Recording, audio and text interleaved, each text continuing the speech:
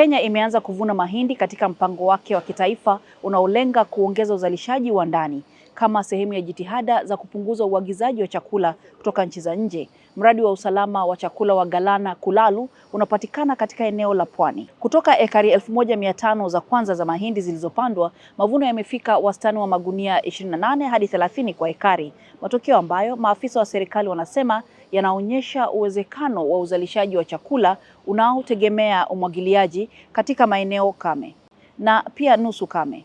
Ekari 330 ya mahindi zitavunwa kwa muda wa siku 5 zijazo, maji yakiwa tayari yanapatikana kutoka kwenye mabwawa mawili madogo. Mshirika binafsi aitwaye Selu Limited hivi karibuni ataweza kumwagilia ekari 6300. Hata hivyo, mpango wa muda mrefu ni kujenga bwawa kubwa huko katika eneo la Galana lenye uwezo wa kumwagilia ekari 200,000. Je, mradi huu una umuhimu gani?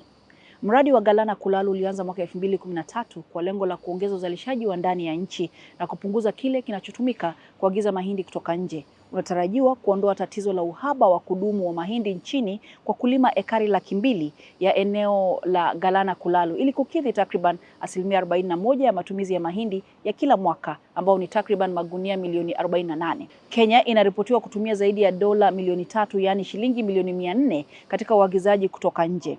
Uagizaji wa mahindi kwa mfano ulikuwa takriban magunia milioni 3 mwaka 2024, huku Tanzania ikiwa chanzo kikuu cha mauzo. Uzalishaji wa mahindi unatarajiwa kupanda kutoka magunia milioni 67 mwaka uliopita hadi milioni 70 mwaka huu. Hata hivyo, mradi wa Galana ulikwama mnamo mwaka 2019 baada ya serikali kumfukuza mwanakandarasi. Ufufuaji wa mradi huu sasa unafuatia uwekezaji mkubwa wa serikali katika miundombinu ya umwagiliaji, ikiwa ni pamoja na kisima cha maji cha mita za ujazo 20,000, mfereji wa maji wa kilomita 2, hifadhi ya mita za ujazo zaidi ya 500,000 na pampu ya kutoka mita za ujazo 20,000 ambayo sasa inasambaza katika mashamba ya awali. Serikali ya Kenya inashirikiana na kampuni kutoka Falme za Kiarabu, kundi la Al Dahra linalotaka kulima ekari 180,000 na pia kuna ingine Selu Limited. Serikali kupitia shirika lake la umwagiliaji National Irrigation Agency ina ekari 10,000 chini ya umwagiliaji, huku kipanga kuongeza nyingine 10,000 katika muda wa kati. Ushirikiano huu pia utapelekea ujenzi wa bwawa la Galana kusaidia ekari 350,000 kwa uzalishaji wa chakula.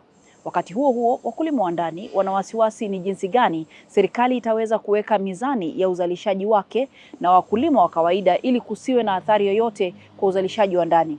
Mahindi ambayo ni chakula kikubwa sana nchini Kenya hulimwa zaidi katika maeneo ya magharibi na kaskazini mwa bonde la Ufa nchini humo, ambapo pia kulima ni mwezi Machi na kuvuna ni kati ya Oktoba au Novemba. Upande wa magharibi wa bonde la Ufa na maeneo mengine ya kusini na mashariki mwa Kenya, mahindi hulimwa mara 2 kwa mwaka na mavuno huvunwa kati ya Julai na Agosti na tena Januari na Machi.